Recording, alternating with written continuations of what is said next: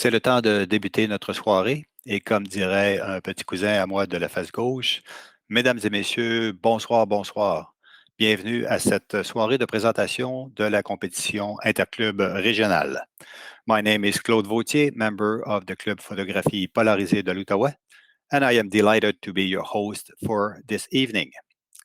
On behalf of all members of Club Polarisé, the hosting club for this year, and its president, André Gegg, it is my pleasure to welcome all members from the following four participating clubs. The Camera Club of Ottawa, and the coordinator is Paul Dickey. The Club Photo d'Orléans, the Orleans Photo Club, and the coordinator is Scott Udall. The Ari Photo Club, and the coordinator is Glenn Bloodworth. Et finalement, du Club de photographie polarisée de l'Outaouais, la coordinatrice est Michelle Shipman. I was asked by Club Polarisé to be the host for this evening, but you have to realize that it is your organizers that have done all the work, and I think we can all extend a well-deserved thanks for making this competition possible this evening. J'en profite également pour souhaiter une bienvenue particulière aux membres du club photo Le Pixeliste de l'Académie des retraités de l'Outaouais. The Pixelist is a relatively new club in Gatineau and is not part of the Interclub competition, but some members are joining us tonight to familiarize themselves with the competition and maybe join us next year. For the presentation tonight, we are using a Facebook link so that as many people as possible can join. Although there is normally little interaction during the actual presentation, if you wish, you can post a comment on the Facebook page, and Michelle Shipman will monitor the page throughout the evening. Also, if you lose the connection, simply reload the page with the Facebook address that was provided, and everything should get back to normal. And the person who has made all this technology possible is John Elliott from the RA Photo Club. John has worked extremely hard to make sure that this evening is a success. So, John, a special thanks to you, and hopefully we will have no technical difficulties. Now, I would like to introduce the judges that were named by each of the photo club that participated in the competition, except for the hosting club that provided a backup. So our first judge is Michael Vuckovic, selected by the Camera Club of Ottawa. Michael is a certified judge by the Canadian Association for Photographic Art since 2019. He is a well-known photographer, mainly through workshops and one-on-one tutoring with learningspot.ca. He is also the host and producer of Photo Kibitz, an audio podcast which feature interviews with photographers about photography and why they do what they do. Our second judge is Robert Laramée, selected by the Club Photo d'Orléans, the Orleans Photo Clubs. Robert is a certified judge and trainer for the Canadian Association for Photographic Art. He studied at the School of Modern Photography as well as at Algonquin College, which led him to join the RE Camera Club in 1975. Robert started to teach photography in 2010 for the City of Ottawa and shortly later for the Académie des retraités de l'Outaouais. Robert practices both digital and analog photography and he still owns an operational darkroom. Our third judge is Bill McCloskey, selected by the RA Photo Club.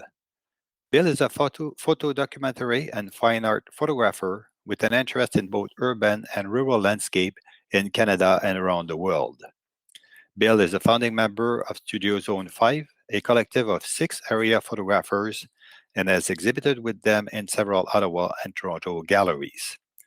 Bill is actively involved in the RA Photo Club, serving as the chair from 2011 to 2014 and chair of the program from 2015 to 2018.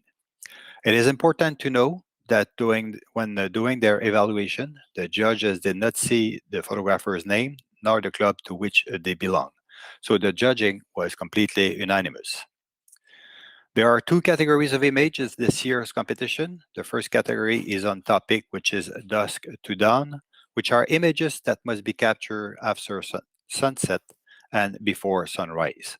The second category is the general category. A total of 178 photos were received for the competition, broken down by club as follows. The Camera Club of Ottawa, 54, the Orleans Photo Club, 24, the RA Photo Club 48, and the Club de Photographie Polarisée 52. 9 images were disqualified because they did not meet the definition of dusk to dawn. So we have 169 images that will be presented tonight, 116 on topic, and 53 in the general category. Certificates will be awarded for the first, second, and third places in each category.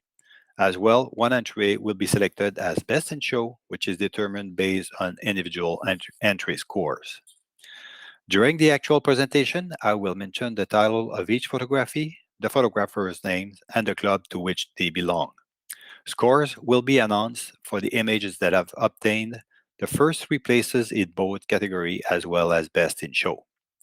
Judges will be making comments during the presentation, one judge per photo, and they will take turn. Their comments will be brief, as we have 169 photos that will be presented, but all the comments will be available to you through the RA website at the same address you use when you uploaded your photos.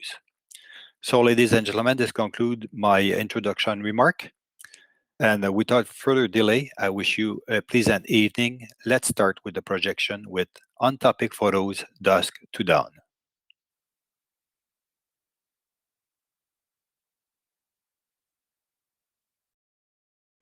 Yeah, the first photo is Awakening by Robert Laramée from the RA Photo Club. Thank you. I guess I'm the one who commented, Robert Laramée. It's an interesting composition. We were wondering whether this was really dusk to dawn, but I guess it's fine, although it's very bright. Interesting composition, multiple planes like foreground, midground, background. The fog adds a lot to the photo. Very interesting. I think it'd be interesting it would have been better to leave a little more of the background in the picture and less of the foreground. Morocco Night by Barbara Adams from the Camera Club of Ottawa. This is a good nighttime shot of an empty street. The presence of a person, animal, or an open shop would have given the image much greater interest. There's also quite a bit of noise in the sky and the buildings. This could have been easily removed with many software programs.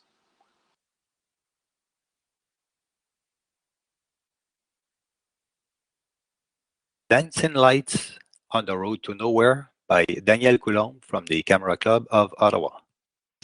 There are a lot of dramatic elements in this image. The northern lights fit extremely well with the foreground, the swirl of the lights, and the forceful intrusions of the foreground of the blocks. Create some dynamic tension. The green light is very captivating, but the base color seems to be a little flat with a hint of digital noise, and the shadow areas are plugged. Vimy Memorial Bridge by Dennis Cartwright from the Camera Club of Ottawa. This is a good rendition of a well-known subject. It seems that this photo keeps coming back again and again, done different ways, but mostly from the same point of view.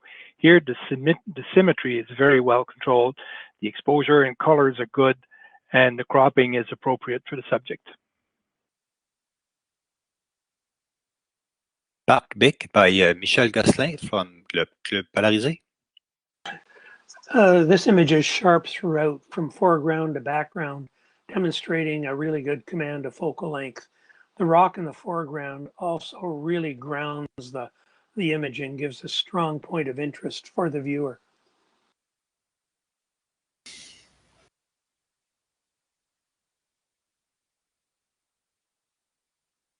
Nightfall by Ken Udall from the Orleans Photo Club. An image like this always invokes good memories. You can hear the calm of the day and the soft sounds of the waves. You might even be sitting somewhere with a beer in your hand. Good use of the rule of thirds and the classic setting of the sun image. Nicely done. Bas-Saint-Laurent par Michel Gosselin du Club Polarisé. This is a long exposure and it's very, very well done. The sea is very, very smooth. And there's wonderful detail and colors in those schists that works very well.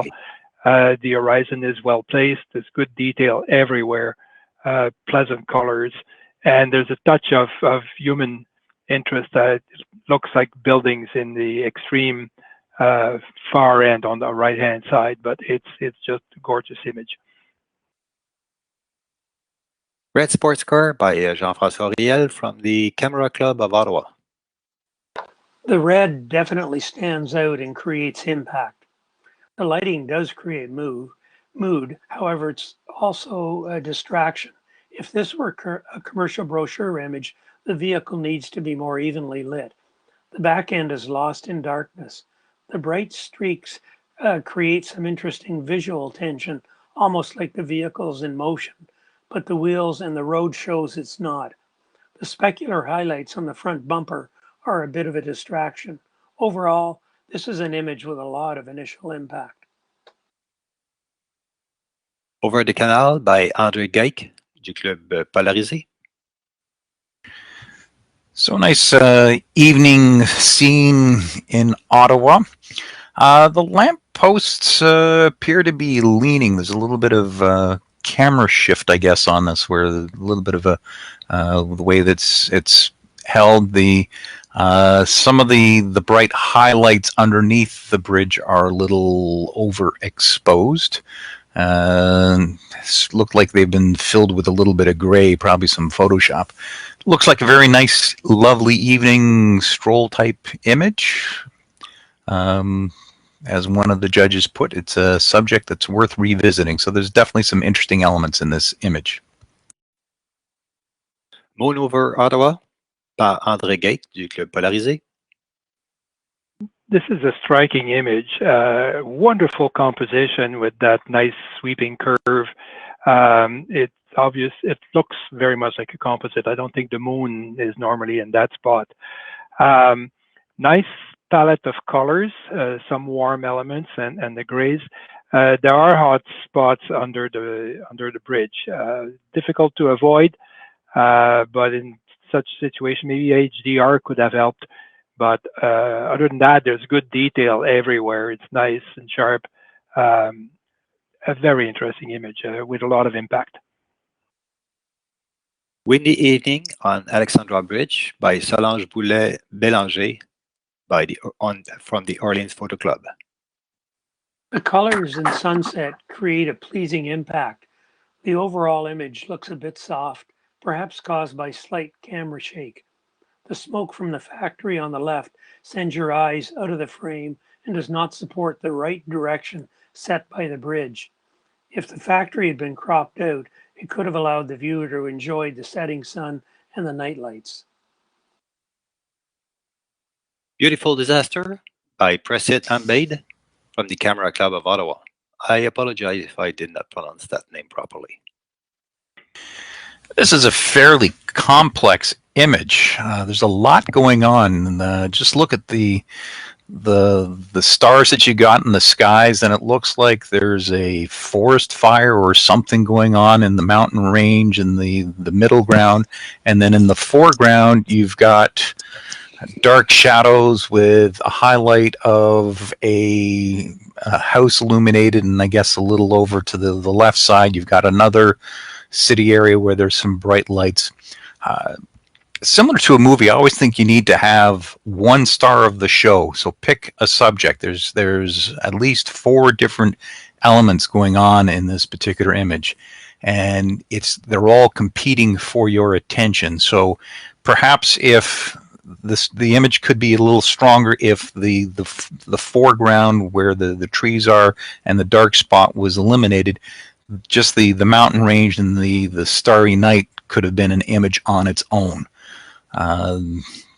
I would probably simplify this. On the lower foreground, you've got a lot of black there, which is just sucking attention, but it's nothing there to reward you. But there's a lot going on in this image. Parts of it are absolutely fantastic to look at, though. Smoker Byward Market by Abigail Gossage, RA Photo Club. I think photographing this head-on, square, is a good choice. You see multiple planes again. The front, the foreground, midground with this gentleman who obviously owns the place, and then we see a building in the far end, and the smoke and light. So there's a lot of depth in this image, although the main portion of the image is all on one plane. Variety of interesting details, nice colors. The technical, all the technical aspects are well handled in there. Slight hot spot on the snow in the background in front of the red building, but nothing of importance there. So very, very nice image. Well done. Breaking Kindling by Jennifer Campbell from the Camera Club of Ottawa. This is a very striking image. There are lots of elements to like about this image. The sparks from the flames shooting out of the top and the hot fire at the base. You can sense the person's expression despite the person being completely in the dark.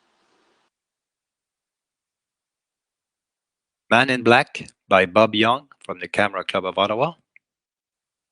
This is a challenging image. You can definitely tell it meets the topic because the colors of the image definitely invoke that it's taken anywhere between dusk and dawn. There's a lot of digital noise and banding due to the high ISO, and the snow looks a little green, a little bit of a green color cast to it as well. Perhaps using a denoiser type of software would help improve this image. But it is kind of interesting to look at. Fireworks over the National Arts Gallery by Dan Jones from the Camera Club of Ottawa. It's another familiar scene, but done in a different way. I don't remember having seen it this way. The detail is very well rendered in the spider, the fireworks, and the museum. All these elements, three kinds of textures and motifs, and they're repetitive things, and three different sets of colors. But they do work very, very well together. Extremely well done. It's a tight crop, but it suits the subject very well. It gives more prominence to the spider. Very well done. The Bridge by Ehsan Roshani, Orleans Photo Club. The image is a bit soft. Despite the overexposure from the lights, the rest of the colors are somewhat flat. The people look like they could be an interesting story, but they're drowned out by the impact of the bridge. Crépuscule par Gilbert Troutet du Club Polarisé. This particular image subscribes to the KISS principle, keep it simple.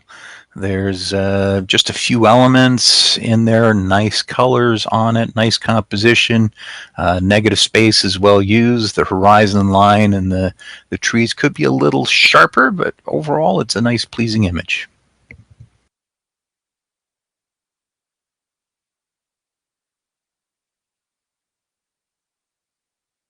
Peaceful Bonavista by Daniel Coulomb from the Camera Club of Ottawa. Definitely a nice night shot. The colors are well handled, with good color balance. Nice reflections on the water from the illuminated portions of the image. We lack a central focus point. I mean, what are we looking at here? We could go closer into one boat maybe, but overall it's interesting. There's a little tiny white spot at the bottom left that I see. I don't know if it's part of the image or not. If it is, it shouldn't be there. But other than that, it's quite nice. Lingering After Sundown at Peggy's Cove, Jennifer Campbell from the Camera Club of Ottawa. There's a good balance here between the people on the right and the lighthouse on the left. The blur of the couple and the silhouette of the person sitting makes the image dynamic and really tells a story. Serengeti par Jean-Marie Philippe du Club Photographie Polarisée. A nice quiet scene, well captured, beautiful colors. The presence of birds is very important here. Lack of sharpness on the trees is a little bit of a concern, but overall, well done. Fireworks Up Close by Jean-François Riel from the Camera Club of Ottawa. This is almost it's not quite an abstract, but they look like the fireworks look here like feathers or hair or different, difficult to tell. We have lines going in different directions. So the eye travels around the photo. The lower left portion of the image is a little bright and maybe pulls the eye too much. So that could be toned down in processing. The little tiny hot spots here and there are of no consequence, but that portion should definitely be toned down. Swirl by John Elliott from the RA Photo Club. This is a really creative approach to star photography. It's well executed, and the panoramic cropping was a really good choice for this image.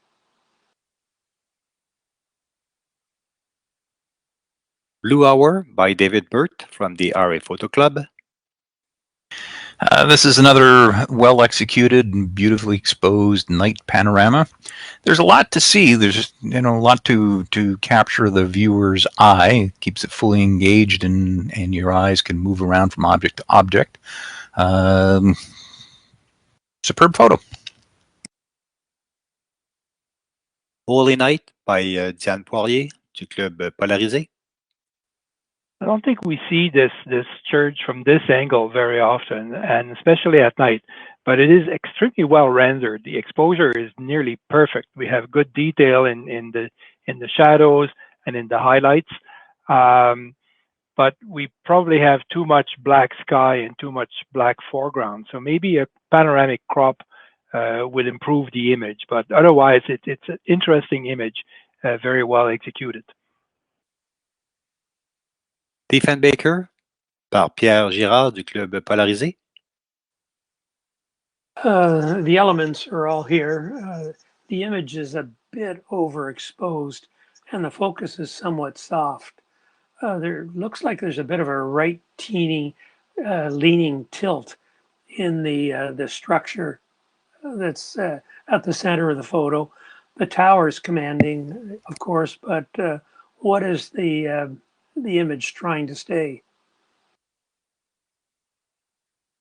Evening of Fire by Yolene Joseph Hoskin from the Orleans Photo Club.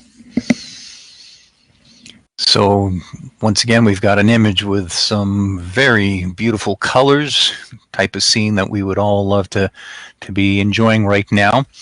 There's a little bit of over sharpening on the tree line, and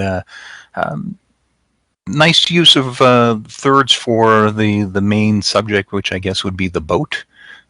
Overall, nice, pleasing image. Lune jalouse de Richard Godin du Club Photo d'Orléans. That's an interesting three parts to the image: the moon, the fireworks, and the building. And the fireworks, they have all the importance and they try. But then we have a moon that is shy and hiding partly in the clouds. So there's competition between the two. It's very well done. Good detail where it needs to be. There's a good balance in the exposure as well. Very good.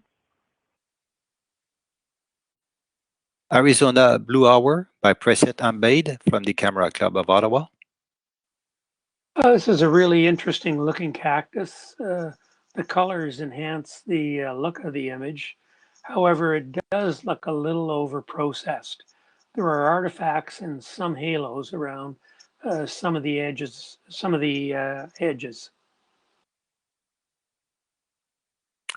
Joshua Three Nights by Jean-François Riel, Camera Club of Ottawa. A good night scene. Exposures overall well controlled. You've got the silhouette of the Joshua tree. The stars themselves look like there's been a little bit of from the long exposure, you're getting a little bit of elongation on the stars. But overall, it's a nice, interesting subject. Crash by Alexander Knight du Club Polarisé. Now, that is an interesting creation. I say creation because the blood has a strange color, and the blood on the car shows no trace of damage. But it is a very interesting composition to have made this creation. The person leaning over the one that's on the ground, the face is totally hidden, which is a good idea, and the hand is reaching towards the. We don't know whether that person is dead or badly injured. So building that story was a very good idea. Now, exposure-wise, the fur is good. Some of the highlights are fine, but there are some portions which are really too dark. So it's difficult to balance the exposure on an image such as this one. But it's an interesting creation. It was a good idea, good concept. Frozen Nebula by Jennifer Campbell from the Camera Club of Ottawa. This image is a bit difficult to determine if it's on topic or not. We obviously agreed to allow it to remain. There's nice lines for an interesting framing of the subject, but again, it's a bit difficult to determine exactly what the intent was here. Nuit tombante de Alain Brizard du Club de photographie polarisée.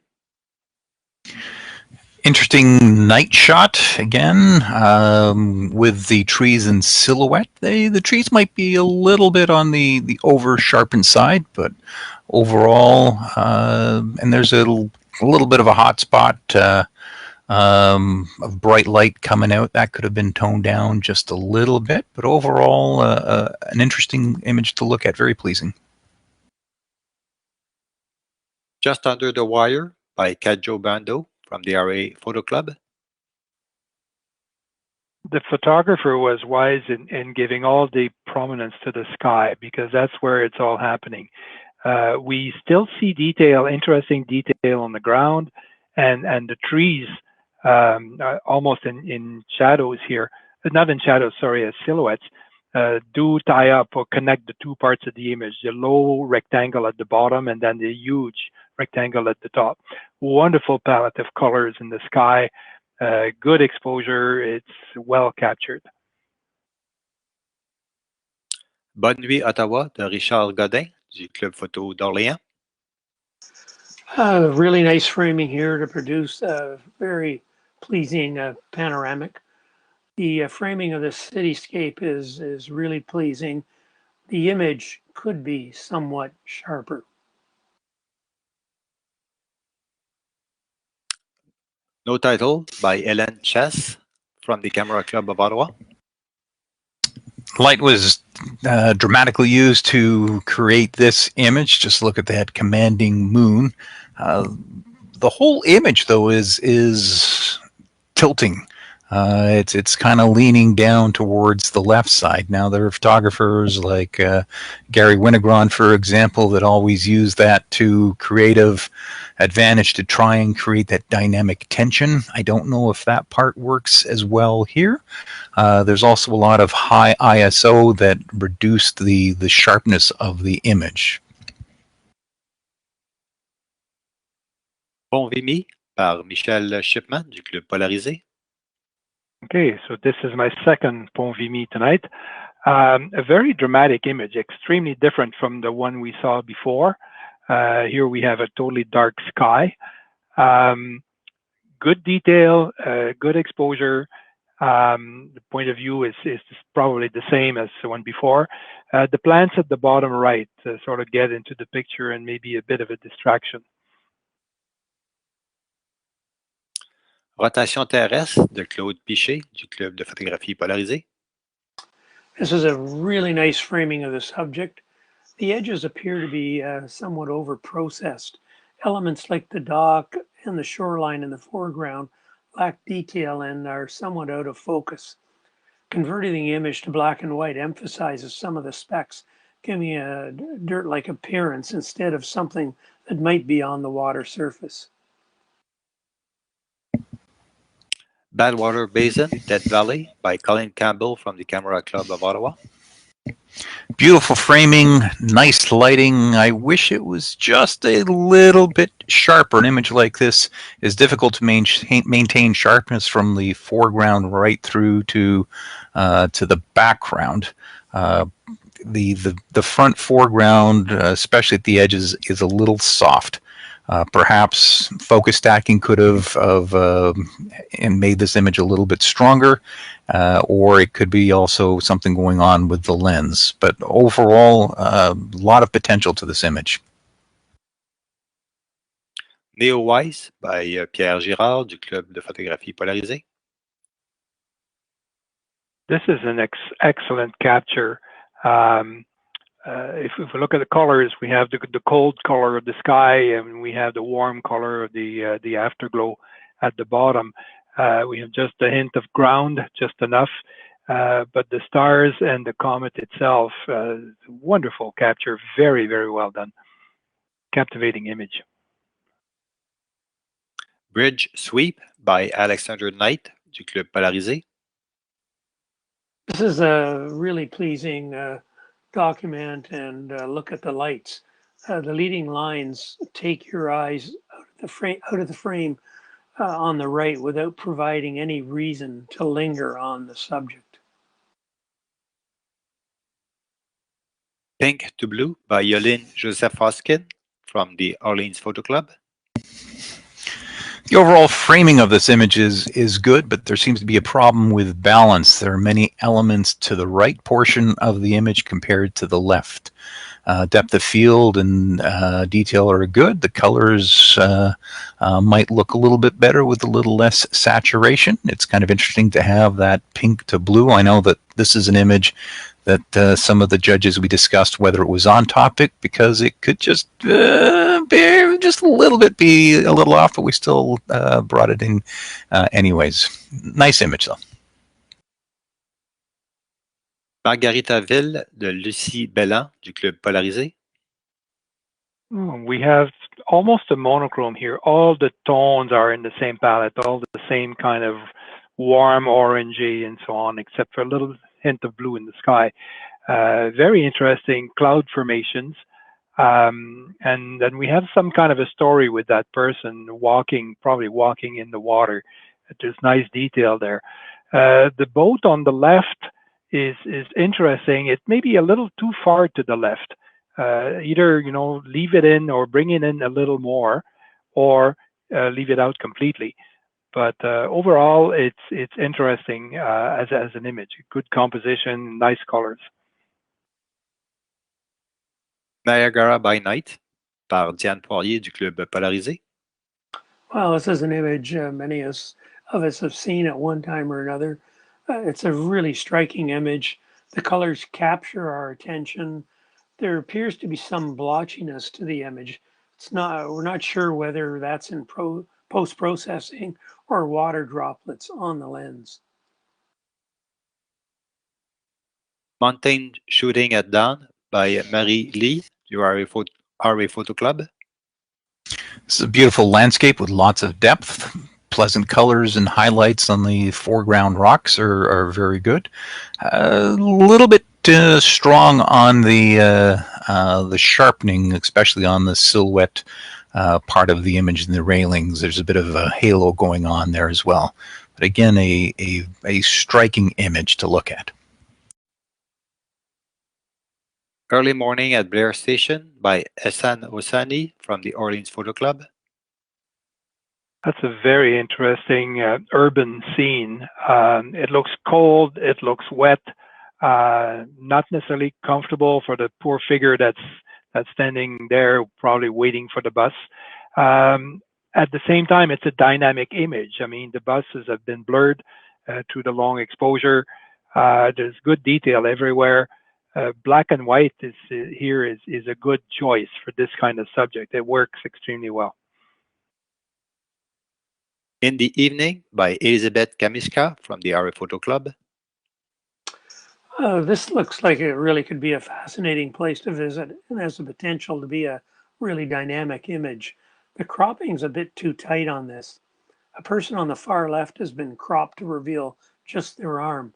The people in the foreground don't appear to be doing anything of interest to the viewer.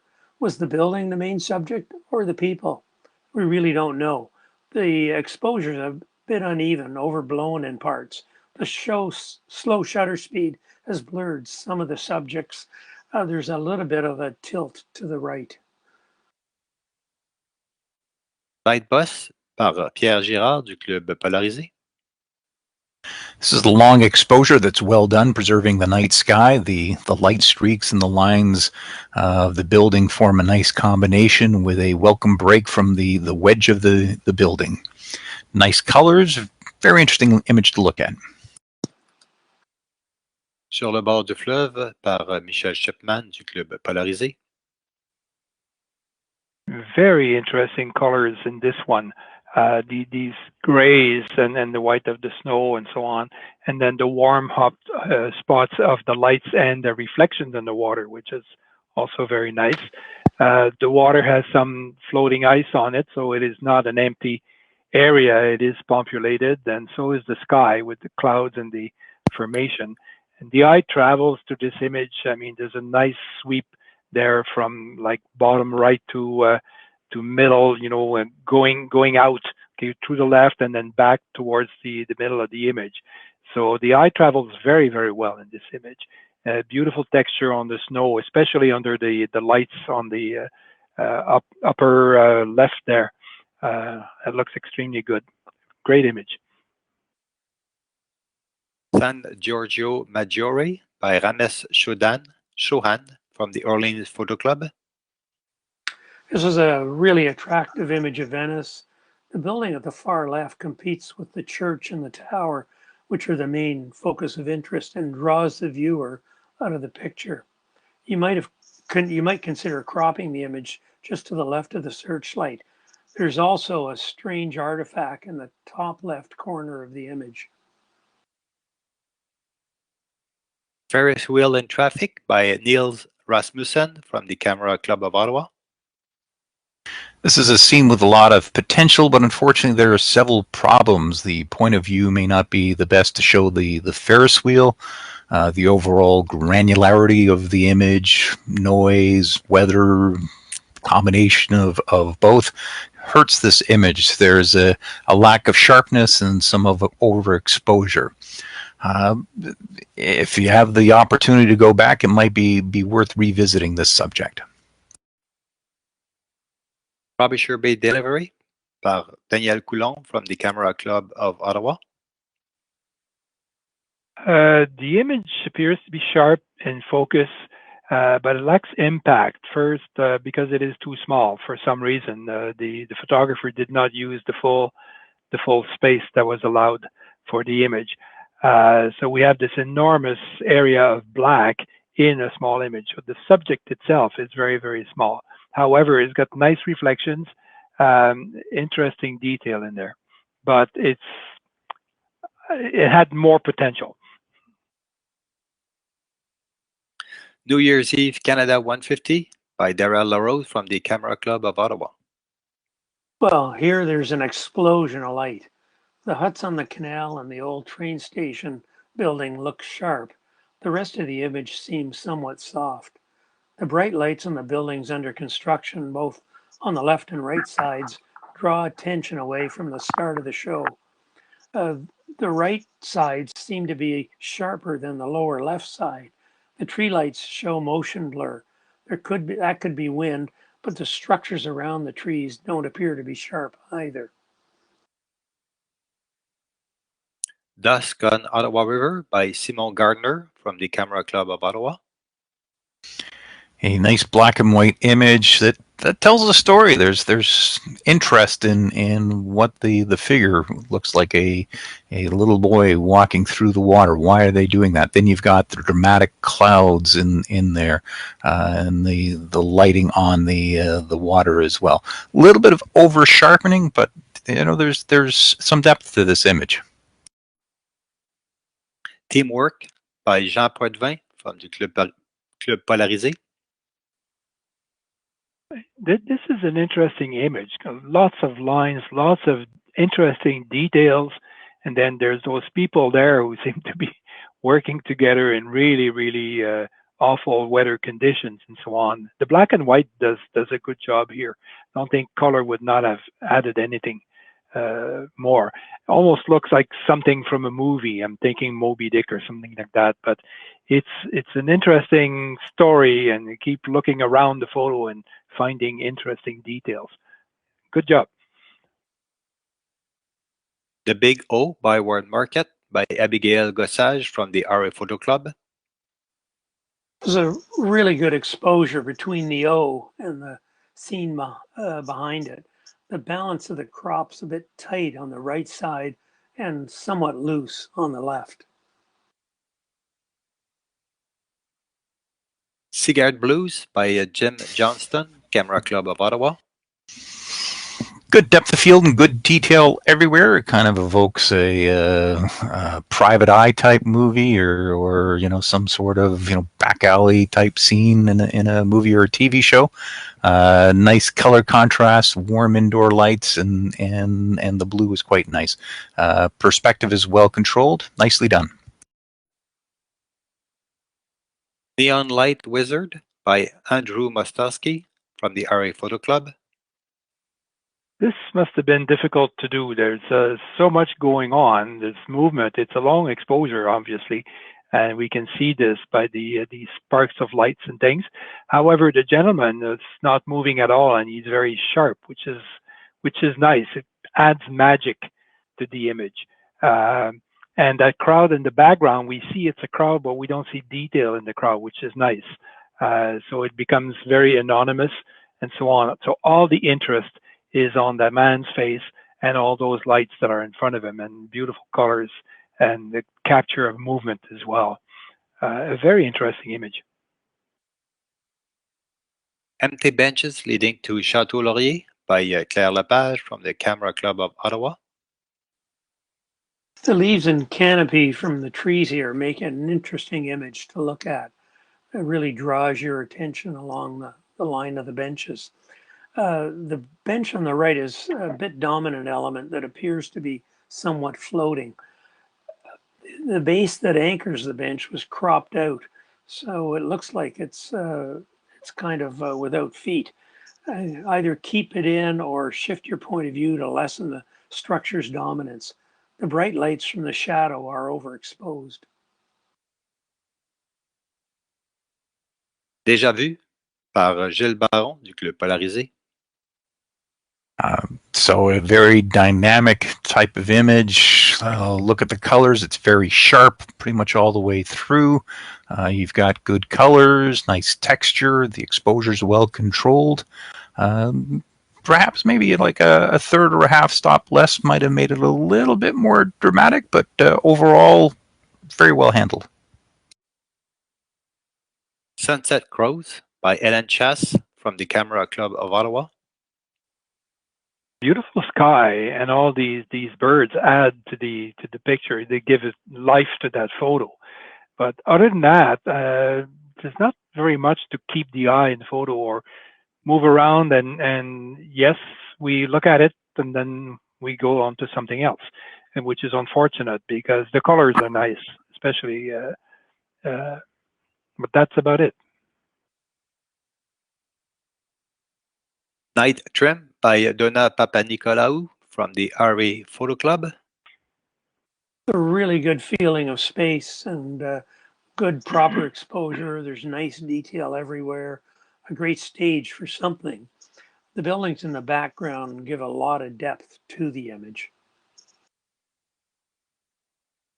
Byward Late Nights Shopper, Guy Fortin du RA Photo Club. It's the figure at the bottom of the stairs which really makes this image by adding character and interest. The car on the bottom right kind of takes away from the impact as well as the balance and the symmetry. Waiting until there's no traffic could have improved this image.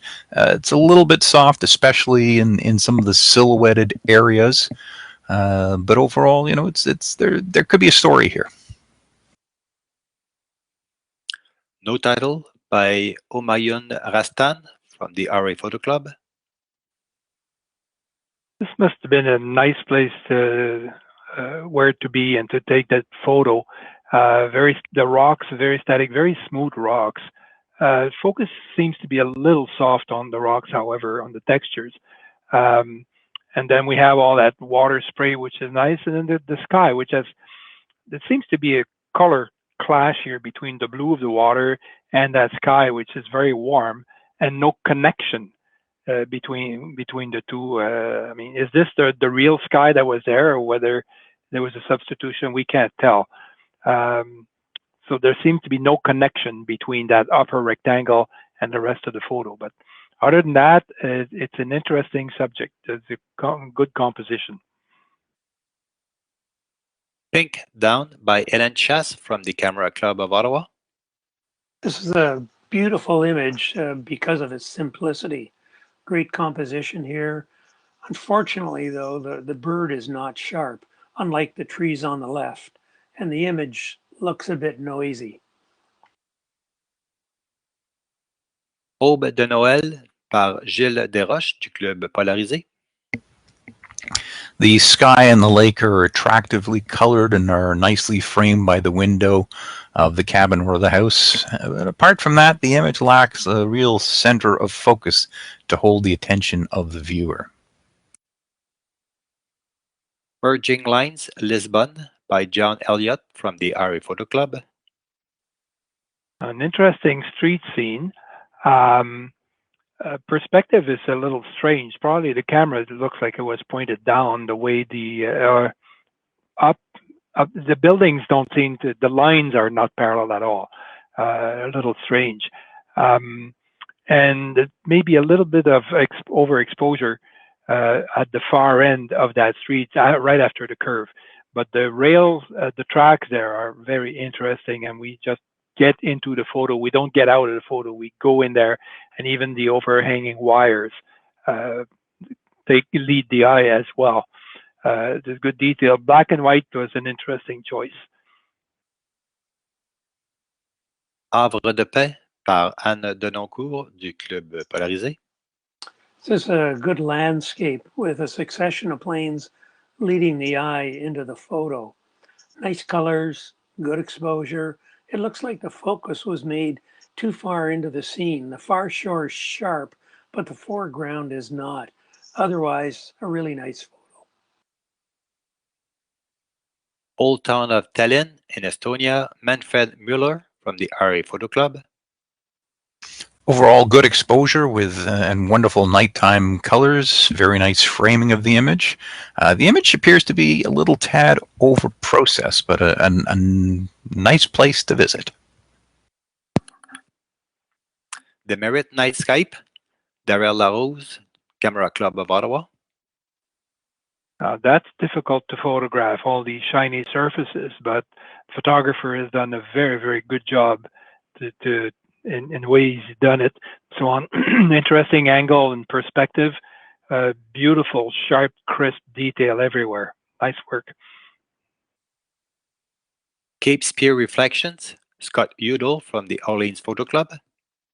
This is a really pleasing and well-exposed image. The white line at the bottom is unfortunate and really draws your attention away from the beauty of the photo itself, and has unfortunately then resulted in a lower score than the image might have scored otherwise. Enjoy the Sunset Evening by Mary Lee from the RA Photo Club. Nice romantic scene. Well framed and wonderful colors. The image appears to be over-sharpened. One small detail, but it did strike out at me once I noticed it, and there's a small little circle in the opening of the left tree. So if that was maybe covered up, it wouldn't quite capture the attention. But overall, nice pleasing image. Gorgeous colors. Parliament at Night by Ken Udall from the Orleans Photo Club. A good balance of natural light and artificial light, and an appropriate exposure here. It works well. The foreground tree are maybe a little too present because the building is the main subject here, not those trees. so they occupy a little too much space. So maybe a different point of view would have helped the photo if it was possible at all, but otherwise it works well. Ciel étoilé de Joanne Blain du Club Polarisé. This is a nicely framed image of the Eiffel Tower. The image might have had greater impact if the man on the right was more engaged in looking at the tower, like the man on the bicycle on the left, instead of having his interest absorbed in some other activity. Leknes, Norway by Samuel Winstein from the RA Photo Club. Wonderful colors. The burst of light on the mountaintop is a marvel to look at. The left side of the image is a little underwhelming. All of the interest is directed at the mountain range on the right. A whitish, cool color cast attracts the eye to the lower left, which then guides us to look at the darker mountain range. I don't think there's sufficient strength on the left side. Perhaps a reframing or changing the camera position to allow the star of the show to shine even more. But nice looking image. Meteor Meeting by Alexandre Knight du Club Polarisé. This is an image of interest for specialists. All we have is the sky. We have a random patterns of stars. Well, it looks random to us. It is organized, but it looks random to us. So it's difficult to talk about composition, exposure, colors, or other photographic parameters. It seems properly done, and it certainly is on topic. Working Late by Denis Blonde from the RA Photo Club. It's a really well captured, well exposed night image. The man in the window here is what really gives this image interest and character. Santa Maria della Salute, Venice by Colin Campbell, Camera Club of Ottawa. Nice colors and framing of this image. The high ISO added a lot of noise to the structure and softened some of the details. Like to be there right now, though. Boy with the Cell Phone, Carrie Hourani from the Camera Club of Ottawa. That's an interesting shot. There's great colors and a very tight framing works well. It's nice to see such tight intensity also in the eye of the boy looking at the phone. It's unfortunate that the left eye was cut. And then the question was, how does this relate to the theme? Dusk to dawn. We're not sure. This could have been done any time of day or night, but we'll give the photographer the benefit of the doubt. Voie lactée par Claude Pichet du Club Polarisé. Getting the right exposure for a shot like this can be really difficult, and the photographer's done an excellent job of capturing the Milky Way and the shooting star. There's a lot here to really keep the viewer's interest and attention. Museum of History in Blue Hour by Darrell Larose from the Camera Club of Ottawa. Nicely captured nighttime colors. The building's light brings out the texture and flow of the structure. It looks like a big blob at the top left. It's a bit heavy. I know that's part of the structure, but it definitely adds quite a bit of heavy weight to the image. Comet Neowise by Dennis Cartwright from the Camera Club of Ottawa. Very nice capture of the comet, very well exposed. We have a good balance here between the ground and the sky. Good detail in the trees as well, that giving us depth in the photo. Now, why is the photo so small? Again, this photographer did not use the full space that was allowed, and it's unfortunate because it is a good picture. Sparks par Jean-Marie Philippe du Club Photographie Polarisée. It's a well-captured image of a deserted city street. However, there's nothing really going on here, nor do the buildings on the street itself contain enough interest to hold the attention of the viewer for very long. Big Horn Fire, Preset Ambade, Camera Club of Ottawa.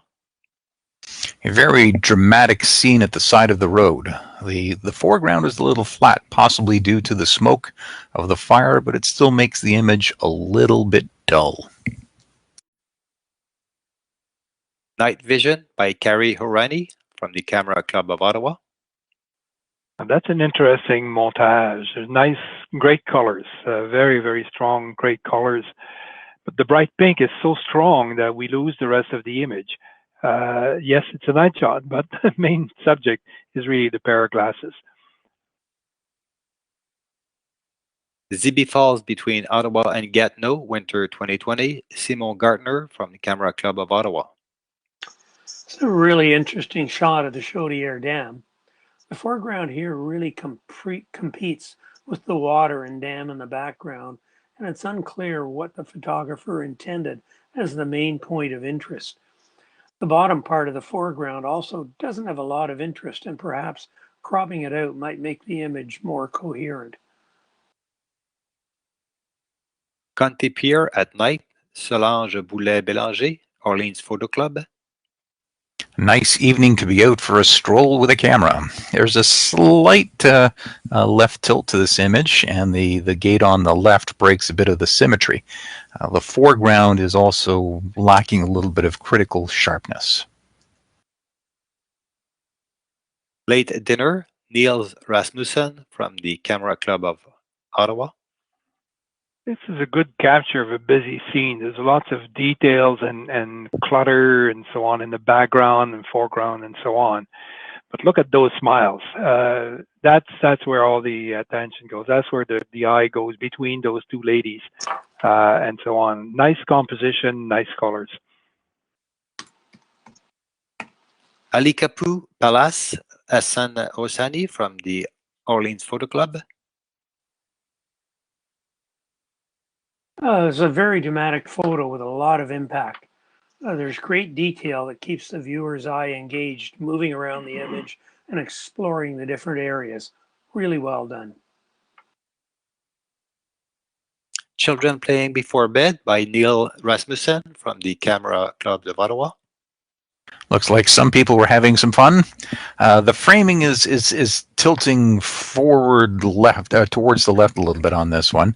There's a fair amount of noise caused by high ISO, and it looks like there's a little bit of camera shake, in addition to motion blur caused by the shutter speed. Now, the blur that's with the children give this image a little bit more dynamic. It lets you know that there's energy going on there. And the big success of this image is that everyone looks like they're having fun, and that's super important. Chute Montmorency par Judith Lessard du Club Polarisé. Oh, that's a classic shot of those falls. It was done at the right moment with the balance of light on the rocks and in the sky. Good exposure and composition, but there's some haloing around the trees. So be careful, when you process such an image. The detail is well preserved pretty well everywhere. À l'aube de la Jamaïque par Lucie Belland du Club Polarisé. It's a beautiful evening. Really makes you want to be there. The image practically makes you hear the waves and the wonderful smells of the beach. Too bad the foreground is really not in focus. Translucence by Yolene Joseph Hoskin from the Orleans Photo Club. Just look at all that glow coming from all the lights and the vibe of the evening. It's a little bit over processed. The colors are a little bit over saturated, but the overall framing of the image is very nicely done. Polarizing Political Inspiration by Guy Fortin from the RA Photo Club. Now that's an interesting approach to doing the center block, different from what we normally see. Interesting lights. However, most of the building is in the shade, and we lose the detail in the upper part of the two wings and on the tower, and that's unfortunate. Some work could be done probably here. probably detail in those dark areas that could be brought out. But otherwise, it's an interesting image. Holding Still by Andrew McCloskey from the RA Photo Club. A really effective use of the slow shutter speed here to show the nightlife in motion. For some reason, I think as a viewer, you find yourself looking at the lamppost more than the couple who are getting their portrait drawn. Frozen Down by Jean Lapointe du Club Polarisé. If the sun was up just a little smidgen more, this may not have qualified for the Dusk to Dawn series, but it's just at the right spot. A little bit of noise from high ISO, but look at the mood that you're getting from the waves and the fog. Nice capture, good point of view. Autobus de nuit par Richard Godin du Club de photo d'Orléans. That's another interesting image of that bridge. It's a popular subject. Wonderful reflections in the water and so on. But most of the bridge is in dark, except for under the arches. Most of the bridge is in total darkness, and we can't see detail on it.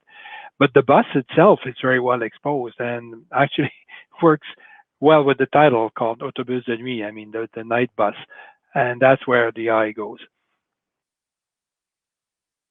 Lights at the Case by André Geik du Club Polarisé. Well, there's a really effective use of shutter speed here to give the lights dynamic life. À la Brunante par Anne Denoncourt du Club Polarisé. It's an image with a lot of atmosphere, and the depth and space are well rendered with the fog and the receding trees in the background. Touch dark, maybe a little bit more exposure could have brought some of this image back to life. Potala Palace in Lhasa, Tibet by Colin Campbell, Camera Club of Ottawa. I have not been there, but I've seen. I mean, this image looks familiar. It's an interesting capture of that well-known subject. Very dramatic. The sky and the lines, the outlines of the mountains, and so on. That works very well. However, the building itself seems to be overexposed, and that's unfortunate. There's beautiful detail in there that could be brought out, and the detail's probably there in the photo. It doesn't look burnt. So by working a little more in post-processing, you could probably enhance and get some of that detail, make it a little more prominent. But other than that, it's a great image. Murano at Night by David Burt from the RA Photo Club. Well, this is a really nice night scene full of interesting detail. There's good texture on the water. The warm color could perhaps be cooled down a bit, while still remaining somewhat warm. L'Or Bleu par Joanne Blain du Club Polarisé. One day it'd be nice to figure out what is the most photographed structure in the world. It's quite possible the Eiffel Tower is it. There looks to be a little bit of camera shake with this one, but overall, the colors are nice. The exposure is fairly even on it as well. Nice looking image. Wish I could be there too. Full Moon Over the Rideau Canal by Claire Lepage from the Camera Club of Ottawa. That's a very nice image, very cool, very smooth, calm. Nice moon, the reflections in the water works well. There's good detail. The exposure is good. The high ISO seemed to have added some noise, unfortunately. And there may have been some camera shake, a little bit. Some areas don't look quite as crisp as they could be. But otherwise, it's a nice, pleasant image. Victoria Harbour, 2019, Pierre Doroy, Orleans Photo Club. Well, it's the beautiful colors in the sky and the water in this image that are clearly what attracted the photographer to capture the scene. However, the shadow areas are so dark that virtually no detail is visible, which seriously reduces the impact of the image. Yin and Yang by Cajo Brando from the RA Photo Club. Effective use of slow shutter speed to bring this busy roundabout to life. The sign box in the lower center is a distraction. As I mentioned previously, the late great Gary Winogrand used tilt to add, creative dynamic tension, and I think in this particular image that tilt helps and works, so that you get the light going from the lower left up through to the right side of the image. So interesting image. Dawn at the Blakeney Rapids by Robert Stecklasa from the RA Photo Club. Well, we wonder if the sun is really below the horizon here in this one. It seems like by a few seconds it could have been out.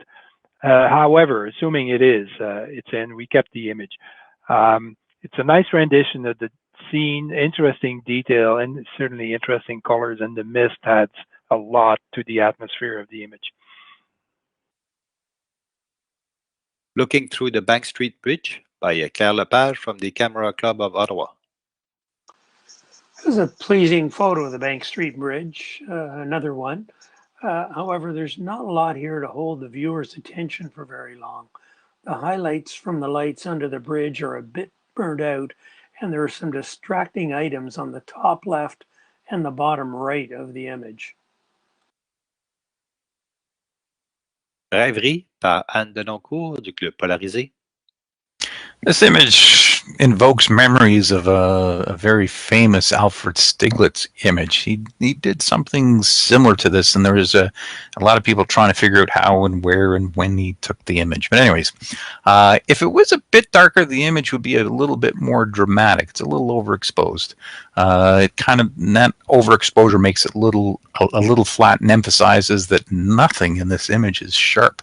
So a little bit of sharpness and maybe just bring down the exposure a little bit to help make this image pop out a little bit more. CN Tower by Dennis Cartwright from the Camera Club of Ottawa. This is a fairly static composition. There's a good balance between foreground and background, so there is a lot of depth in the image. The good exposure. It's nice to have made the tower a little off-center. It's not rule of thirds, but it is off-center, which is nice. And if we look at the position of the taller buildings as well, they works well together. So nicely done. Wellington Street by Michel Gosselin du Club de Photographie Polarisée. This is a beautiful image with a lot of impact. Wellington Street like we've never seen it before. The image is perfectly exposed and wonderfully sharp, while the lights from the moving vehicles emphasize the solidity and stateliness of the building. Placing the moon in position above the building is icing on the cake. A terrific image. East Coast Lighthouse by Scott Udall from the Orleans Photo Club. This image could easily be in a brochure enticing people to go visit the location. The bright part of the sky could be toned down just a smidge. The overall color in the sky is very appealing. Then you've got this bright part screaming at you. Lowering the bright part down just of the sky, just an itsy teensy weensy little amount would really make it a little bit more inviting. Having said that, the sky does do a nice job bringing your eye to the right side of the image, which creates a nice balance. Excellent use of foreground detail and exposure. Montreal City Hall by Paul Dickey, Camera Club of Ottawa. There's nice detail on this building, familiar building to me. I'm from Montreal. But here it's overexposed and the color rendition don't do justice to the nice architecture. The long exposure was a good choice and gives much life to the photo. It's very dynamic. It's a busy street. but definitely the colors are too strong and the image is overexposed. Escape Room par Léon Chénier du Club Polarisé. This is a wonderful mood of mystery here that engages the viewer into wondering what exactly is happening or what may be about to happen. The mood is enhanced by the dark, partially lit trees overhanging the entire scene. The photographer's taken a real chance with this image because the tendency is to want to see more detail in the building and trees. But having more detail to look at would simply lessen the mood that's been created. A very daring, creative, and imaginative image. Maison Seule par Alain Brizard du Club Polarisé. Interesting use of flash to illuminate the foreground. The lighting is a bit uneven, making it contrasty. The dark spot leading to the right side of the porch, for example. The effect creates two images. Do we look at the house or do we look at the sky? The difference in color palette between the foreground and the sky gives the impression of two very different images stitched together. City Night by Donna Papanicolaou from the RA Photo Club. Looking at this image, you wonder, what is the author trying to tell me or trying to show?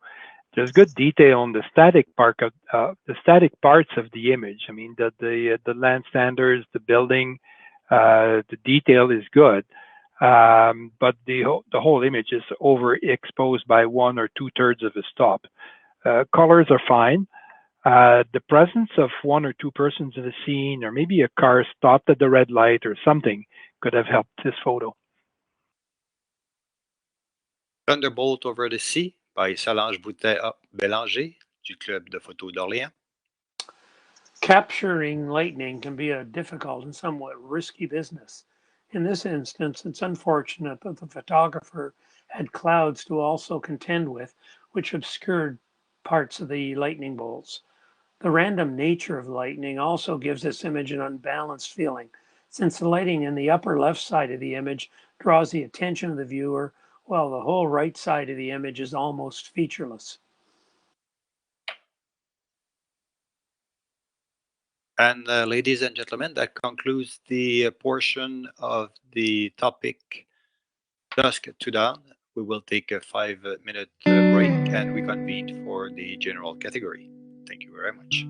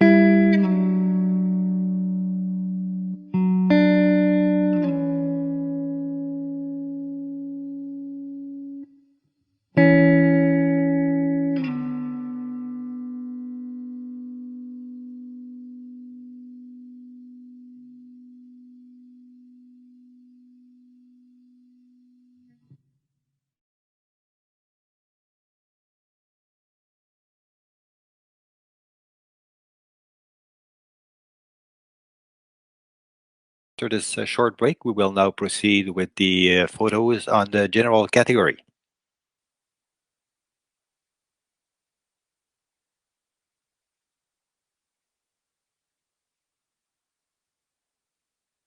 First photo, Underground by Canoodle from the Orleans Photo Club.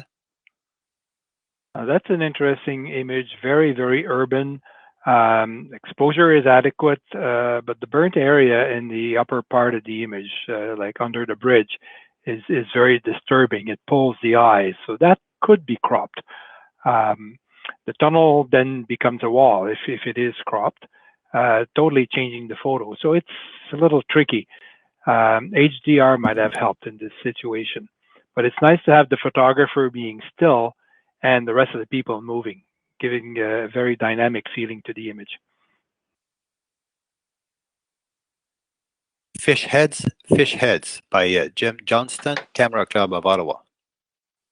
This is a very sharp, well-lit, well-exposed photo. The fish heads are interesting, but they don't really hold the attention of the viewer very long or tell much of a story themselves.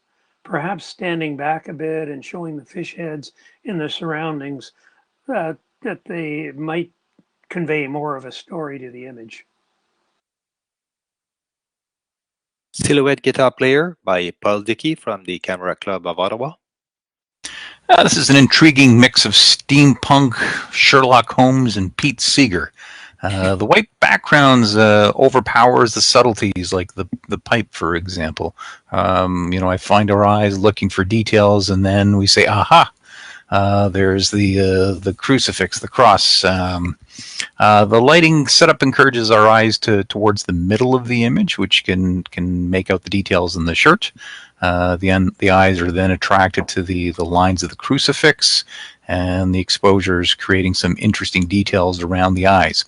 A highlight, a reflection from the glasses on the lower eyelid gives the impression the musician is shedding a tear, or is it a distraction? Interesting image, though. Peekaboo by Dennis Blonde from the RA Photo Club. There's good detail in this image. Actually, a lot of textures as well, but unfortunately the foreground is out of focus. And that's the line that brings us into the photo, and we start soft. The focusing could have been done a little closer, or maybe on the hyperfocal. That would have helped the image a lot.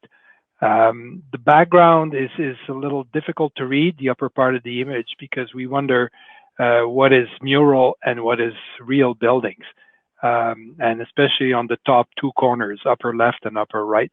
There's a little touch of red at the very top left,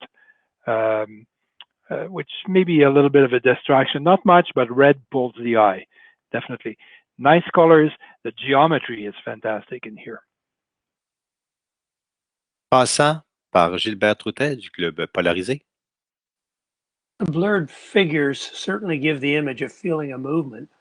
The woman in the foreground stands out given her size in the image, and since she has color, while the other figures are shades of black. But apart from the movement, it's unclear what the photographer was attempting to convey with the image. Sylvie and Granny by Paul Dickey from the Camera Club of Ottawa. A classic characterization inspired by some of the street photographers of the 60s, for example. The framing of the image is a bit on the tight side. The eyes of the woman on the left does all the work to bring the viewer to the woman on the right. However, we lose some of the subtleties with the arm being cropped out. The strength of the lines on the slacks draws the eyes down the leg and brings it to the boot out of the bottom right. And it might have made for a stronger image if there was something to bring our eyes back in the image at that point. The overall exposure is very good, good mix of tones. Some of the highlights attract the viewers to the wrong places. For example, the white coat has a few spots that could have been toned down just a smidgen. And the exposure on the toe of the woman on the right's shoes, again, attracts the eyes. But still a very, a lot of, great expressions in this image.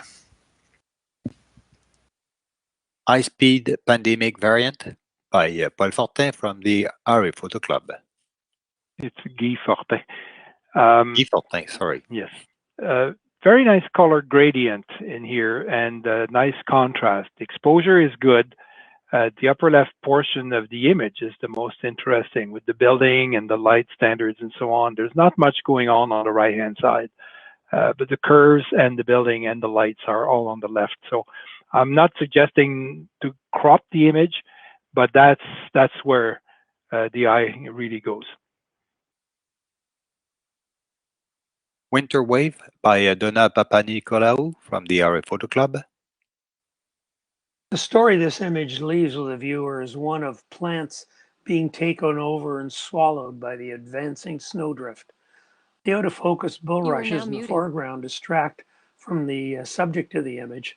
Also, the bluish drift on the left is largely featureless and adds nothing to the image. A different perspective to eliminate or reduce it could make for a stronger image. Vimy Memorial Bridge by John Elliott from the RA Photo Club.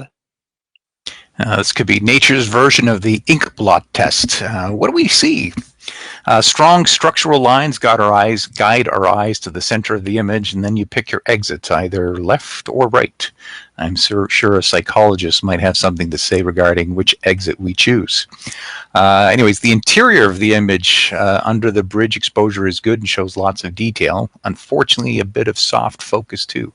The exterior nature sections have portions that are overexposed. In this truly symmetrical image, the lighting on the left and the right pillars should also be similar. Right side has a little highlight from the sun. Top Hat par Jean-Marie Philippe du Club Polarisé. A very nice capture of a dropped collision. The angle of the exploding drop makes the composition dynamic. Black and white is a good choice here. Very, very well done. The Art Gallery par Jean Lapointe du Club Polarisé. This image is mesmerizing, the way it pulls the gaze of the viewer into and down the hallway of the gallery right to the very end. It also has a lot of mood. The way the pillars arch overhead and press inwards leaves a feeling of being trapped or captured by the photo. Bird Time 3 on pattern, Jim Johnston from the Camera Club of Ottawa. Nice moment when a bird sits for a pleasing portrait and their reflection is also captured. The overall image is a bit overexposed, while the lines and patterns created in the water add some interesting texture. The image could be stronger if there was a little less of it. The rule of thirds works well when there's something to balance it. There's very little to focus our attention on the lower right. Reframing the image to reveal less of the right side, perhaps switching to a landscape over the portrait mode would give this image a little bit more impact. The darker reflections does a nice job of framing the bird, but it's also a little bit of a distraction on the upper right side. Shunting the Night Train in Nameristar by Manfred Mueller from the RA Photo Club. Now that looks like an interesting montage, but there's a conflict in light direction between the main portion of the image and the background. There's a leftover line of white pixel on the left edge. Very nice colors, very, very pleasing colors, and it's a good concept worth reworking. Fireworks by Andrew Mostowski from the RA Photo Club. We get to see so many firework photos that they often become indistinguishable one from another. However, this photo really does stand out as a special and different from the usual run-of-the-mill fireworks photos that we see. The image has great balance and unity in the way the fireworks are launched in different directions, are spread across the sky, and reflected off the heads of the onlookers. It's an unusually attractive fireworks image. Deer Feeding by Barbara Adams from the Camera Club of Ottawa. So, a keen sense of timing captured this image. With the exception of the deer, the image is overexposed. The busyness and the exposure of the background behind the deer makes me wonder if this image is also a composite. I don't think I've ever seen brush quite like this.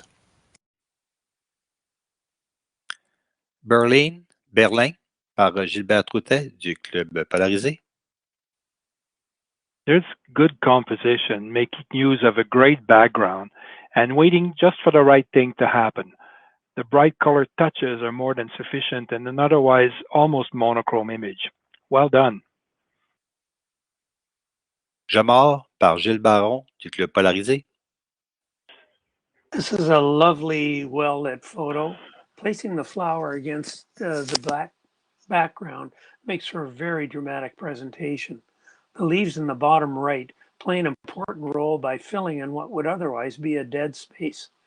Unfortunately, the top flowers are not completely in focus. In the future, you might want to try focus stacking to get clarity throughout the image. Divergent by Humayun Rastan, RA Photo Club. This is a creative image with very good timing. The strength of the image is the timing of the person walking past the photograph. It's interesting in terms of the lean of the person with the red hair. Just nicely rounds the back of the person hanging down with the rope.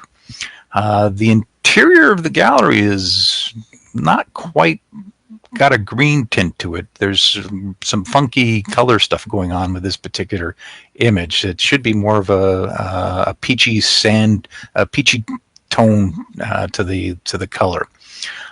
There's also pixelation issues where it looks like the hand railing was removed. And if you look at the bottom left corner, you can see a little bit of the hand railing that hadn't been removed. The shutter speed on this particular image, it's sort of in between in terms of it didn't freeze the action, but you didn't get enough blur of the person moving to create a sense of motion. So that sort of in-betweenness of the shutter speed kind of makes the person look a little soft. But excellent timing on this image. Picnic Lunch with Wine by Carrie Orani from the Camera Club of Ottawa. This is a nice portrait of this lady, beautiful smile, but the image is a bit hard to read. The background looks almost painted. The light direction is also strange, coming from the right on the background, yet the sharp shadow under the arm suggests light coming from the right. There is no shadow at all near the wine glass, so it's a bit disconcerting when you look at the image, when you try to analyze it. But the smile really does it. Also, the image could have been a little larger. L'Abandon par Michel Shipman du Club Polarisé. This is a very enigmatic photo that immediately grabs the attention of the viewer. Who is she and what is she doing lying half in water like this? Is she meant to be Ophelia?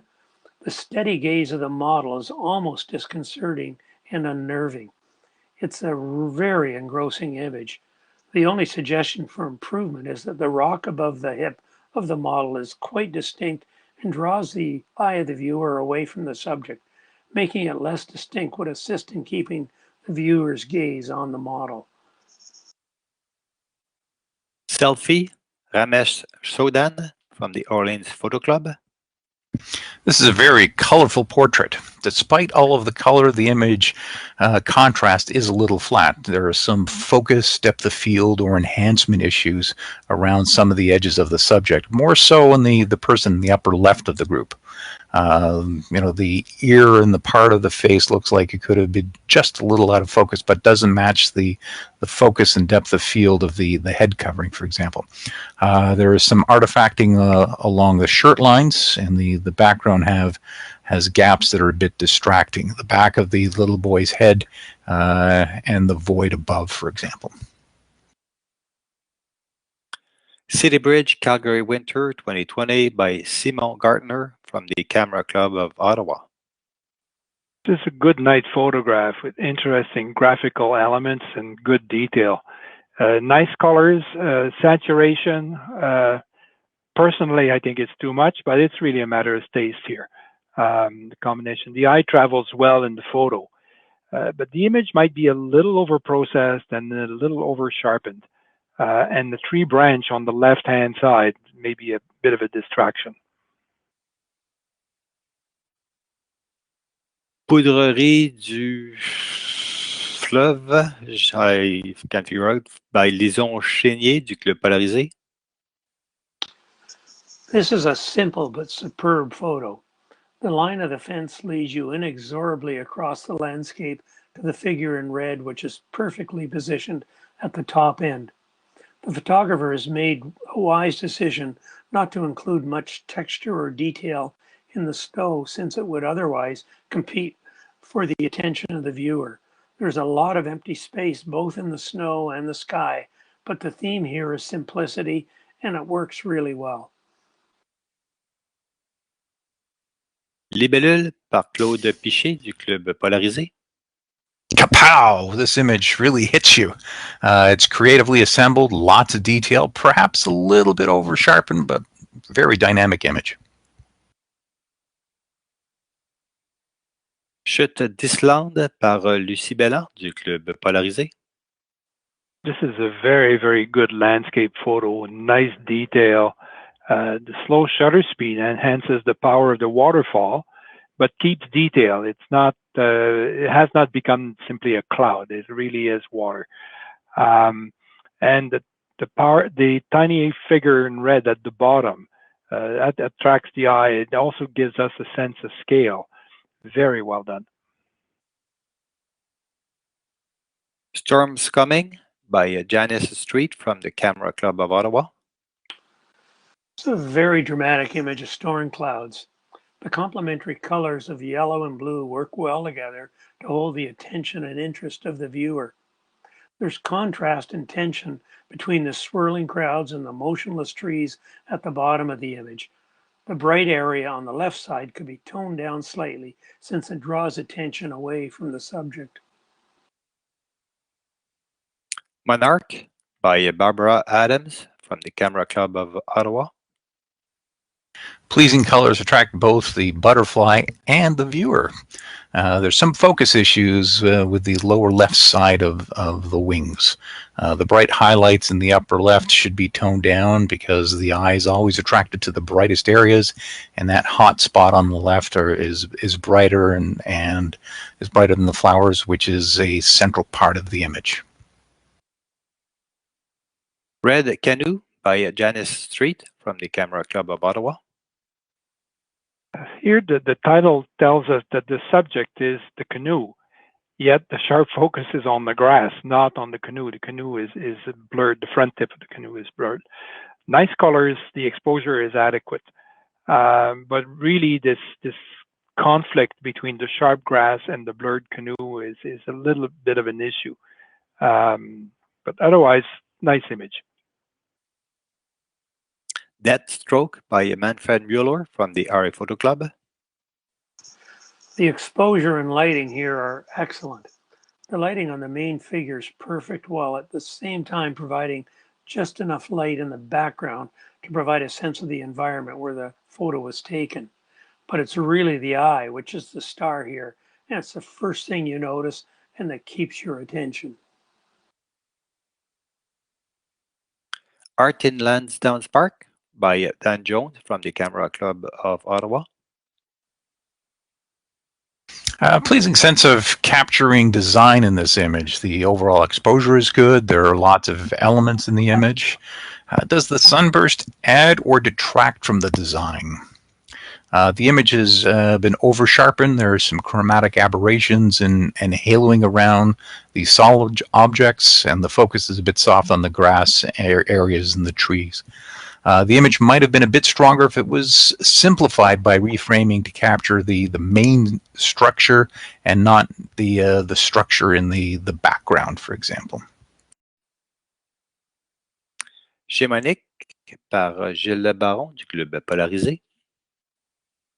This is an absolutely gorgeous photo, and we're almost intruding in the privacy of this flower. Superb detail, very nice light, and the warm black works well. This is a black and white image, but warm black, and it suits the subject very, very well. Great work. Glasgow Tiger by Abigail Gossage from the RA Photo Club. There's great juxtaposition in this image on at least two different levels. There is the contrast between the two completely different subject matters, and secondly, there's an emotional contrast between the fear and danger implied by the tiger image and the benign, stately calmness and orderliness of the buildings in the background. Arctic Fox by Jalya Rasaputra from the RA Photo Club. It's a compelling image because of the animal's eyes. Unfortunately, the snow is overexposed in areas, and what looks like a bone on the right side of the wolf almost looks like it was photoshopped into the image. The overexposed snow makes it look pasted. Instead of a legitimate part of the scene, because of the snow around it, the bone or branch is so bright, our eyes immediately attracted to it. And it's more of a distraction and does not add to the story. The key part of this image is the wolf's face, and it's slightly soft. Nice framing of the scene, though. Arbor Falls Color by Scott Udals from the Orleans Photo Club. That's an impressive landscape, and it's very, very well captured. The overall color palette is pleasant to the eye. Good composition, allowing the eye to move back and forth between the buildings on the right and the lighthouse. Well done. Imagination par Diane Poirier du Club Polarisé. It's a very enigmatic, almost mystical image. It clearly took a very imaginative and creative mind to fashion this work. However, because it is so different from any reality that most of us experience, it's difficult to relate to it, except to say that it certainly engages one's attention. It gets marks for creativity and imagination. The Calm Before the Storm by David Burt from the RA Photo Club. The calmness of sunset. Very nice touch framing the boulder to align with the setting sun. The long exposure and the movements in the sky gives us a sense of motion. This image might be a little bit stronger if it was maybe reframed in a portrait mode rather than a landscape mode. The sky, the boulder, and the sun are very strong elements, and they're set on the left third, but there's no point of interest or anything to guide your eye to the right side of the image. But still a very pleasing image to look at. Caribou by Jalya Rasaputra from the RA Photo Club. There's a nice nature shot. There's nice sharp detail on the fur. But because there's some snow left on the face, we tend to lose the eyes. We're looking for where are the eyes exactly. They're hard to see. And there are a few hot spots on the snow here and there. So nice. The framing is good. The composition is good. Puerto Vallarta 2012 by Pierre Desroy du Club de Photo d'Orléans. Setting sun is made for a well-lit evening scene. The image could be improved by getting rid of the empty chairs on the left through cropping and by straightening the horizon line. The woman's hand obscuring the head of the second woman is also distracting. Bouleversement, rue Jacques Cartier par Lison Chénier du Club Polarisé. This is a creative interpretation of a riverside landscape. The wave going through the center can be creative, or it could be distracting. My eyes want to focus on the buildings, which is where the bulk of the details are. The treatment overlaid on top makes it difficult to focus on the buildings or the lines of the landscape behind it. Typically, when an image is flipped to create a mirror-like reflection, the elements on both sides of the horizon should match rather than one side be rotated 180 degrees. If this was a realistic landscape image, it was also a little overexposed. Three Peppers by Cajo Brando from the RA Photo Club. Now, there's a very simple still life, nice colors, very, very nice colors. But a different arrangements of the three peppers might create a more interesting or dynamic composition. The Transformation by Dan Jones from the Camera Club of Ottawa. This is a very creative and an imaginative work. However, there's so much going on here that there's no clear focus of attention to engage the viewer for very long. Écailles de coco par Judith Lessard du Club de photo polarisé. This is an illuminating image, eggs and feathers floating in space. The bulk of this image is framed on the right third, leaving the left sitting vacant with no point of interest. This image could be a little stronger if it was perhaps reframed in a portrait mode instead of landscape. There's some digital noise and chromatic aberrations in the eggshells. In spots, the exterior lighting and the interior lighting are working against each other. The lower shell is lit from facing light, which is contrasting the upper shells. The warm glow from the inner lights creates some interesting dramatic lines, dramatics along the break lines, which are interrupted by the bright highlights. This should be a little bit more evenly exposed. The color of the light on the feathers are different from the eggshells, making them look like two distinctive images in the same frame. Colorful Makeup by Elizabeth Kaminska from the RA Photo Club. Now, from the title, we're supposed to look at makeup, yet with details on the eyes seem to suggest a photograph of a painting. The eyes don't look natural at all, the iris and so on. It really looks like a painting, but it's nice colors, nice textures. Rainbow Pool by Edwin Lee from the RA Photo Club. This is a very eye-catching photo. The person on the bench really holds the image together, since without him it would have hold considerably less interest. A slight bit more space above his head would improve the image if it was possible to achieve. It's also unfortunate the green bench beside the man leads the eye out of the frame of the image. Prions par Joanne Blain du Club Polarisé. This is a difficult image that was very nicely framed. The leading lines creates a pleasing visual. Stripping the color and presenting a black and white image engages the viewer with the subjects. The slow shutter speed adds to the story showing movement in the background. However, it also showing camera shake on the objects that should be solid. The praying woman's face shows motion blur as well, which is distraction as well. There are parts of this image that are a little overexposed too. But, it's still a nice image.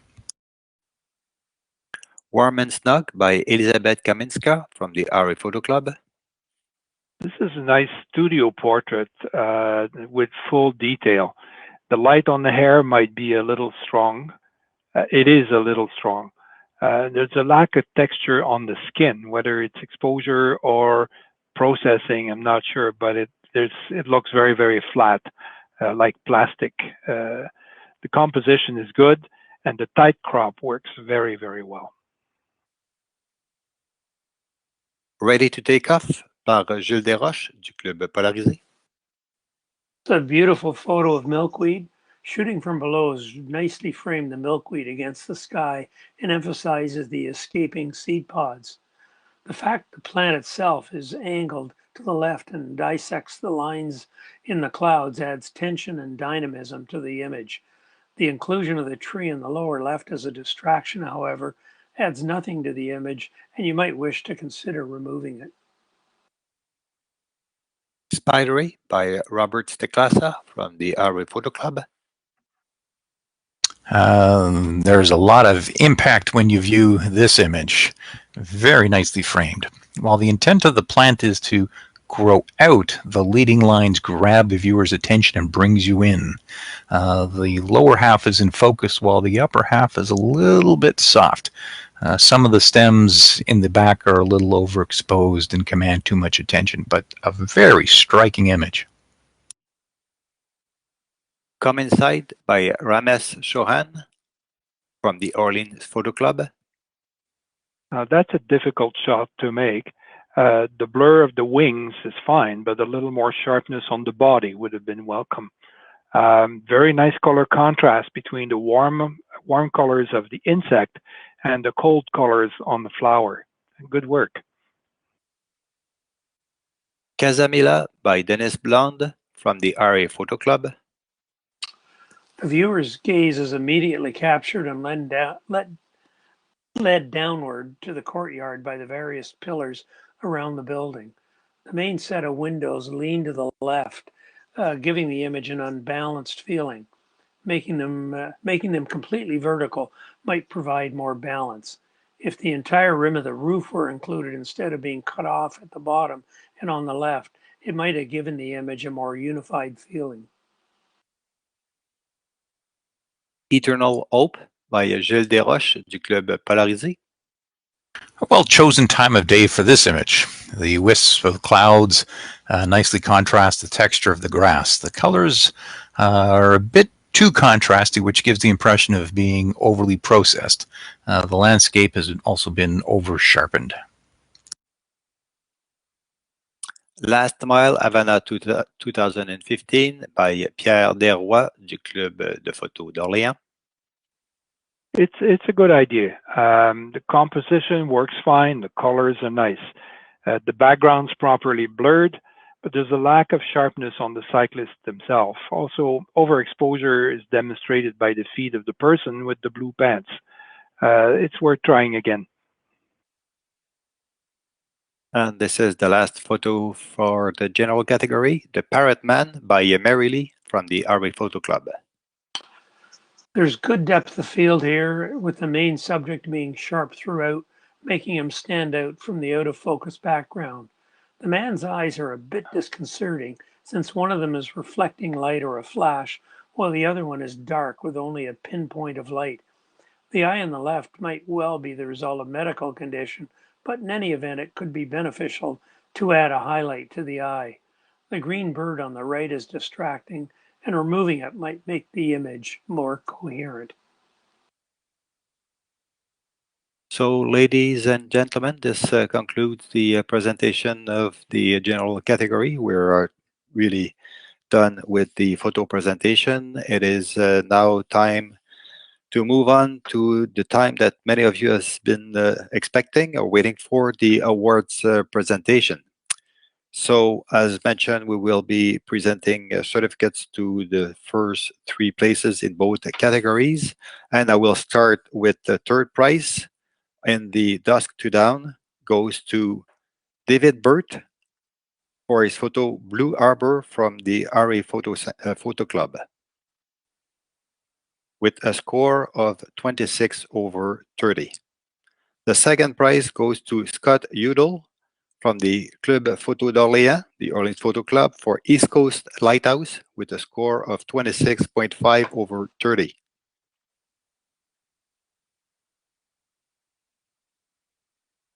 And the first prize goes to André Gake for his photo Moon over Ottawa from the Club Photo Polarisé de l'Outaouais with a score of 26.5/30. Notice that the first and second place got both the same score, but it's a decision of the judge to award the first and second prize.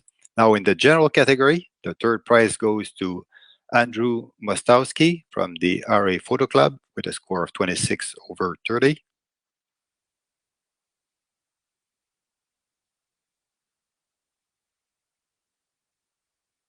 The second prize goes to Paul Dickey from the Camera Club of Ottawa with his photo Sylvie and Granny with a score of 26.5/30.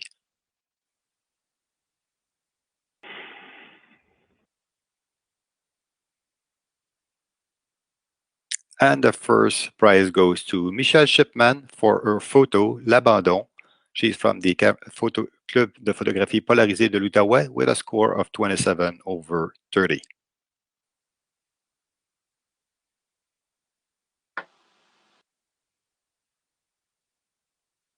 Now for the best of the show, the photo goes to Robert Steclasa from the RA Photo Club with his photo Spidery with a score of 27/30.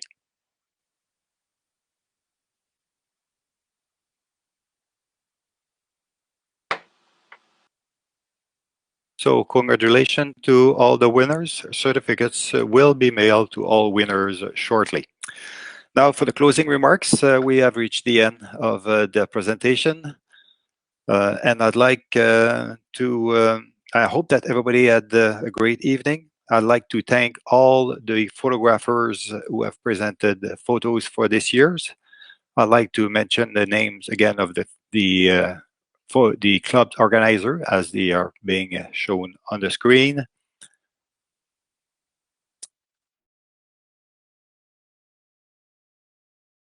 And thank you special to the 3 judges for this year. A very special thanks to John Elliott, who has provided all the technical for this evening.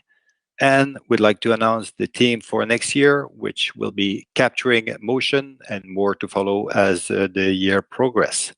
The host club for 2022 will be the Camera Club of Ottawa. So I'd like to thank you all for coming tonight. I hope you have enjoyed your evening. If you have any comments, please post them on the Facebook page, and we will try to make sure that we improve from there. Thanks again to everyone. Thanks to the judges. Thanks to the club, and we'll see you next year.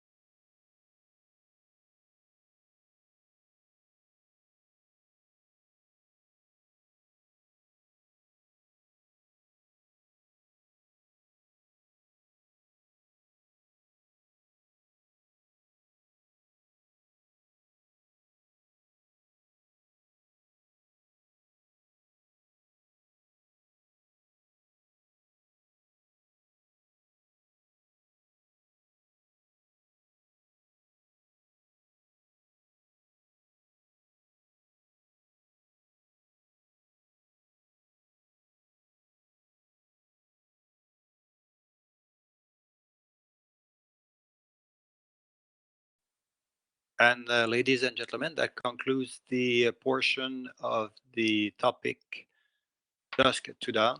We will take a 5-minute break and reconvene for the general category. Thank you very much.